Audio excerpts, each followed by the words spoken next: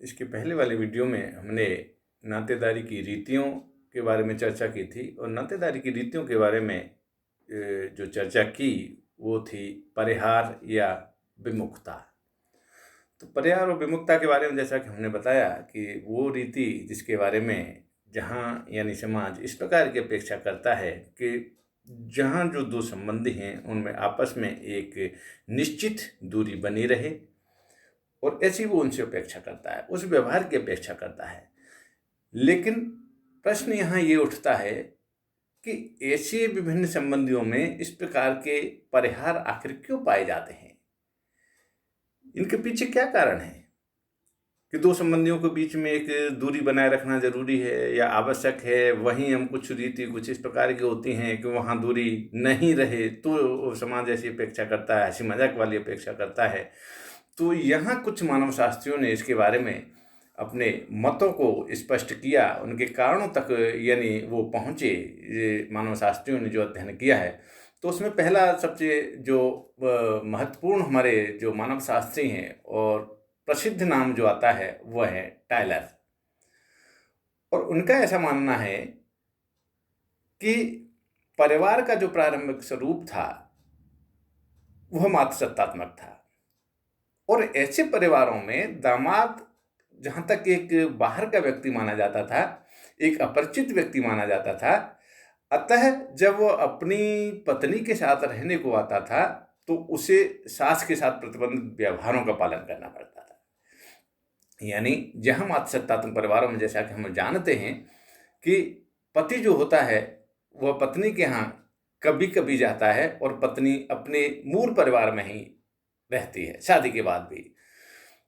तो टायलर का ऐसा मानना है कि पति एक बाहरी एक अपरिचित व्यक्ति हुआ करता था और जब वह पत्नी से मिलने जब जाता था तो वहाँ सास के लिए और दामाद के लिए वह एक अपरिचित व्यक्ति था।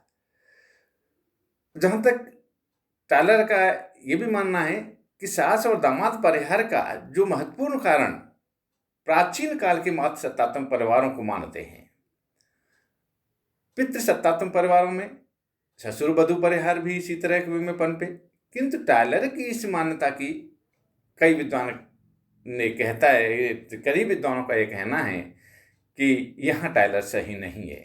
वो जो ऐसा मानते हैं कि मातृसत्तात्मक परिवार ही एक परिहार रीति का एक कारण रहा है, ऐसी कोई बात नहीं है। और वे इसका खंडन करते हुए उन्होंने ये भी कहा कि यदि मातृसत्तात्मक परिवारों के कारण ही ऐसे परिहार पनपते हैं तो वो होपी और जूनी जनजाति का एक उदाहरण लेते हैं और वो कहते हैं कि वो मातृसत्तात्मक परिवार हैं लेकिन सास और दामाद वहाँ पर सास और दामाद में परिहार संबंध नहीं पाए जाते। तो उसके पीछे वो क्या कारण है?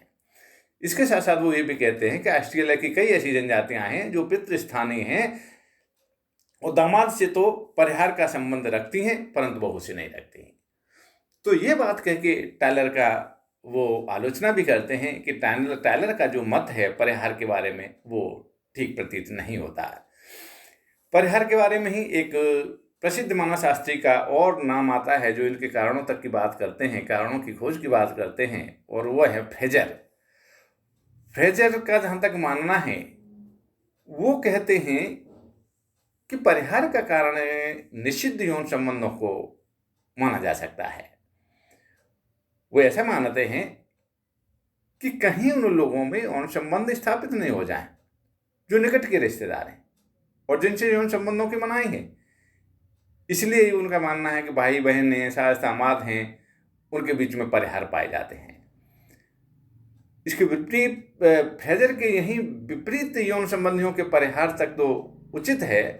यानी फ्रेजर का जो मत है हम ये तो कह सकते हैं कि विपरीत यौन संबंधियों के परिहार तक तो ये उचित है, लेकिन परिहार संबंध कुछ उन संबंधियों में भी पाए जाते हैं जहां एक लिंग के ही संबंधी हैं, जैसे सास बहू में परिहार, ससुर दामाद में परिहार।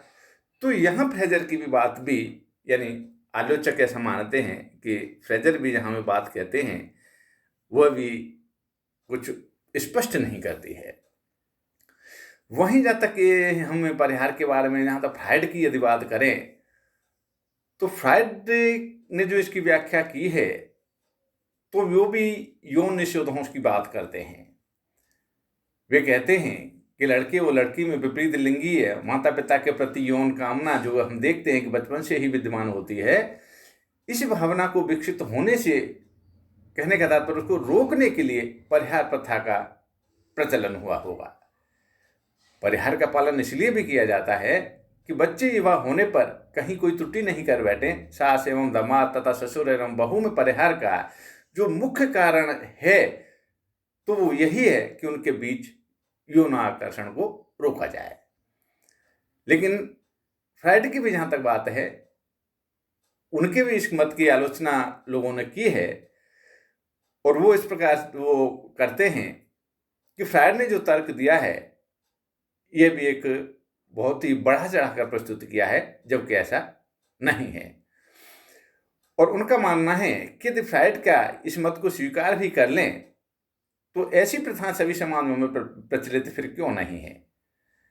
जहाँ तक गारो जनजातियों का सवाल है या सीमा नागांव में, तो हम यहाँ तक देखते हैं कि एक दामाद अपनी विधवा सास से भी विवाह कर लेता है। अतः दामाद व सास का परिहार यौन आकर्षण को रोकने, हम कह सकते हैं कि वो कैसे हो सकता है। एक ही लिंग के लोगों में परिहार की व्याख्या भी फ्रायड के सिद्धांत के आधार पर नहीं की जा सकती है। तो आलोचकों ने यहाँ फ्रायड का जो मत है उसकी भी आलोचना की है कि फ्रायड जो बताते हैं कि यौन आकर्षण को रोका जाए इसे, तो वो भी बात समझ से परे होती है, क्योंकि कुछ उनके अध्ययन में कुछ ऐसे भी उदाहरण आए कि संबंधी तो परिहार संबंधों में आते हैं, लेकिन उनमें आपस में कभी विवाह संबंध भी देखने को मिलते हैं। तो वहीं एक मानव शास्त्री और हैं, जो वे हैं जिनका नाम है लोबी, और लोबी ने जो परिहार के जो कारण के बारे में जो व्याख्या की है, वो कुछ कहते हैं कि परिहार को सामाजिक सांस्कृतिक संदर्भ में भी देखा जा सकता है।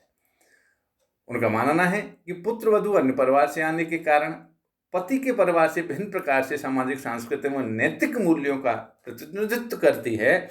उसकी वेशभूषा है, शिष्टाचार है, उससे संबंधित जो उसकी धारणा है, पति के परिवार से भिन्न होती हैं। वो पति के परिवार से मेल नहीं खाती हैं। परिवार में अन्य सदस्यों को उसके प्रभाव से बचाने के लिए वो कहते हैं कि पुत्र वधू और सास ससुर में परिहार देखने को मिलता है। और वो कहते हैं कि इसी प्रकार दामाद का सांस्कृतिक प्रभाव उसके ससुराल के परिवार पर न पड़े, इसलिए दामाद के संबंधों को प्रतिबिंबित किया जाता है। वहीं एक टर्नी हाई नाम के मानव शास्त्री हैं, वे मानते हैं कि परिवार की शांति के लिए परिहार को आवश्यक माना कह सकते हैं कि आवश्यक वो मानते हैं। उनका मानना है कि सास एवं पुत्र वधू की भूमिकाओं में कहीं संघर्ष की संभावना नहीं बने। सास ससुर की सत्ता एवं पति के अधिकारों के बीच कहीं टकराहट की स्थिति नहीं बने। इससे पत्नी की स्थिति कष्टमय एवं पिता पुत्र के संबंधों में जो तनाव की जो संभावना बनती है, उसको टालने के लिए ये परिवार संबंधों का जन्म हुआ है। तो वहीं इसके बारे में रैडक्लिफ ब्राउन का जहाँ तक सवाल है, वो है इसको एक यानी सामाजिक तथ्य की श्रेणी में मानते हैं। एक समाजशास्त्री पहलू की नज़र से इसको देखते हैं, और वो कहते हैं कि सामाजिक आधार पर ही ये परिहार की हम कह सकते हैं आधार पर ही परिहार को जानना चाहिए। समाज के कुछ व्यक्तियों के बीच यदि घनिष्ठता हो तो यह दूसरे लोगों के लिए ईर्ष्या की बात होती है। समाज को सुचारू रूप से चलाने के लिए ऐसी शत्रुता की स्थितियों को न पनपने देने के लिए ही परिहार प्रथा का प्रचलन हुआ। वहीं चैपल तथा कून का भी यही मत है कि इसी प्रकार के उनके अनुसार सामाजिक संरचना के विघटन को रोकने के लिए, इस विघटन को टालने के लिए, कुछ व्यक्तियों के बीच अंतःक्रिया को रोकने के लिए ही परिहार प्रथा की आवश्यकता को महसूस किया गया। वहीं प्रोफेसर रिवर्स का मत है कि परिहार के व्यवहार द्वैध संगठनों के कारण पनपे होंगे। उनका मानना है कि दो विषमलिंगियों में यौन संबंधों को रोकने के लिए परिहार पनपा, तो समलिंगियों में आलोचक कहते हैं कि मान लो विषमलिंगियों में तो यौन संबंधों को रोकने के लिए परिहार पनपा, लेकिन समलिंगियों में, प्रमुखतया पुरुषों में, परिहार का कारण या तथ्य हो सकता है कि वे विद्वेषी अर्धांशों के सदस्य रहे होंगे। ये वो ऐसा मानते हैं कि इसलिए ये परिहार प्रथा का कहीं न कहीं चलन हुआ होगा। अब इसके बाद में दूसरी जो हमारी व्यावहारिक रीति है वो है परिहास या हंसी मजाक वाले संबंध। परिहास या हंसी मजाक वाले संबंधों में मुख्यतः हम देखते हैं जीजा साली, देवर भाभी, ननद भाभी, ये आदि ऐसे संबंधी होते हैं जो कि करीब करीब बहुत से समाजों में हमें देखने को मिलते हैं। ये संबंध कुछ इस प्रकार के हैं और हम ये भी कह सकते हैं कि परिहार या विमुक्ता से ठीक यहाँ विपरीत स्थिति हमको देखने की मिलती है। वहाँ समाज दो संबंधियों के बीच में यानी कुछ दूरी बनाए रखने की अपेक्षा करता है, तो यहाँ जो समाज है दो संबंधियों के बीच यानी एक नज़दीक की हम कह सकते हैं कि घनिष्ठता बनी रहे, इस प्रकार की वो अपेक्षा करता है और ऐसे संबंधों को, ऐसे व्यवहारों को वो स्वीकृति प्रदान करता है। तो हम कह सकते हैं कि परिहास संबंध परिहार से ठीक विपरीत, जिसमें संबंधों की घनिष्ठता पाई जाती हो। परिहास के अंतर्गत दो रिश्तेदारों में परस्पर हंसी मजाक, गाली गलौज और जहाँ तक यौन संबंधी अश्लील और भद्दे कथन, एक दूसरे की संपत्ति को नुकसान पहुंचाना आदि का समावेश होता है। और इस प्रकार के व्यवहारों का जहाँ तक हम देखें तो विवाह संबंधियों के बीच ही ये संबंध हमको देखने को मिलते हैं। जैसे जीजा साली परिहास है, जीजा साला परिहास है, देवर भाभी परिहास है, ननद भाभी परिहास है, मामा भानजा परिहास है, मामी भानजा परिहास है, दादा पोती परिहास है, दादी पोता परिहास है, चाचा भतीजा परिहास है और फूफा भतीजा परिहास। ये आदि कुछ इस प्रकार के संबंधी हैं जिनमें आपस में यानी गलौज, गाली गलौज, हंसी मजाक, भद्दे कथन, अश्लील हरकतें, इस प्रकार के ये यानी व्यवहारों को इन संबंधियों के बीच में हमको देखने को मिलता है। और जहाँ तक जीजा साली, जीजा साला, देवर भाभी, ननद भाभी के बीच परिहास संबंध हम देखते हैं कि हंसी मजाक के संबंध कई समाजों में प्रचलित हैं। इस प्रकार के संबंधों में हंसी मजाक ही नहीं वरन कहीं कहीं तो वो स्थिति आ जाती है कि इन संबंधियों के बीच में आपस में यौन संबंध भी स्थापित हो जाते हैं। एक दूसरे की खिल्ली उड़ाना, एक दूसरे को नीचा दिखाना, एक दूसरे पर पानी छिड़कना, एक दूसरे के कपड़े फाड़ देना आदि इस प्रकार के इनमें व्यवहार हमको देखने को मिलते हैं। और ये स्थिति एक उस परिस्थिति या हम कह सकते हैं दशा में तो बहुत ही चरम पर पहुंचती है, जैसे होली का त्यौहार है या कहीं विवाह शादी का अवसर है। उस अवसर पर तो ये परिहास जो संबंध हैं हम कह सकते हैं कि वहाँ चरम स्थिति पर हमको देखने को मिलते हैं। परिहास संबंधों में कुछ उदाहरण हमारे सामने हैं। अरापोह जैसे समाज है में जीजा साली में से कोई भी अगर देर तक सोता रहे तो जागने वाला जो व्यक्ति होता है वह सोने वाले के ऊपर ठंडा पानी गिरा सकता है। ये भी एक यानी एक हंसी मजाक का हम कह सकते हैं कि तरीका है, एक व्यवहार का तरीका है, या सोने वाले का वो हम कह सकते हैं कि चुम्बन भी ले सकता है। वहीं दक्षिणी अफ्रीका में बहुत सी ऐसी जनजातियां हैं जहां मामा भांजे के साथ परिहास के संबंध होते हैं। भांजा मामा की संपत्ति चुरा सकता है, उसके साथ स्वच्छंदता का व्यवहार कर सकता है। वहीं होपी लोगों की हम बात करें तो उनमें कुछ पितृवंशी परिवारों में एक व्यक्ति अपनी बुआ से परिहास कर सकता है। उत्तरी अमेरिका में देवर भाभी हैं, जीजा साली के बीच में परिहास हम कह सकते हैं वहाँ अनिवार्य होते हैं। वहीं एक वैक्सद्वीप में एक जनजाति है, वहाँ फूफा एवं भतीजी के बीच में परिहास पाया जाता है। अफ्रीका की सोंगा जनजाति का जहाँ तक सवाल है, वहाँ यदि भांजा खाना बन जाने के बाद पहुँचता है तो उसको पूरा अधिकार होता है कि वो बाद में जाके उसको पूरा खाने को खा सकता है या बर्बाद कर सकता है, चाहे मामा के लिए वहाँ खाना बचा हो या नहीं बचा हो। तो ये क्या है कि परिहास के व्यवहार हैं, ये एक हंसी मजाक के व्यवहार हैं। न्यूर जनजाति में ऐसी एक प्रथा है कि यदि भांजा को खाना नहीं मिले तो वह चूल्हे पर एक निशान बना देगा और ऐसा करना, ऐसा माना जाता है कि वो मामा के लिए श्राप होता है, और ऐसी स्थिति में मामा जो है उस चूल्हे का वह दोबारा प्रयोग कभी नहीं कर सकता है। वहीं पोलिनेशिया तथा अफ्रीका में मामा द्वारा यज्ञ के लिए जैसे कोई गोश्त लाया है, उसमें से भांजा कुछ भाग लेकर भाग जाएगा। प्रोवन के द्वीपवासियों में मामी भांजे में परिहास संबंध पाया जाता है। कई आदिम समाजों में दादी पोता में परिहास पाया जाता है। शरद चंद्र जहाँ तक है ओरांव जनजाति के बारे में वो लिखते हैं कि वहाँ दादी पोते के बीच में विवाह का उल्लेख भी उनको मिला।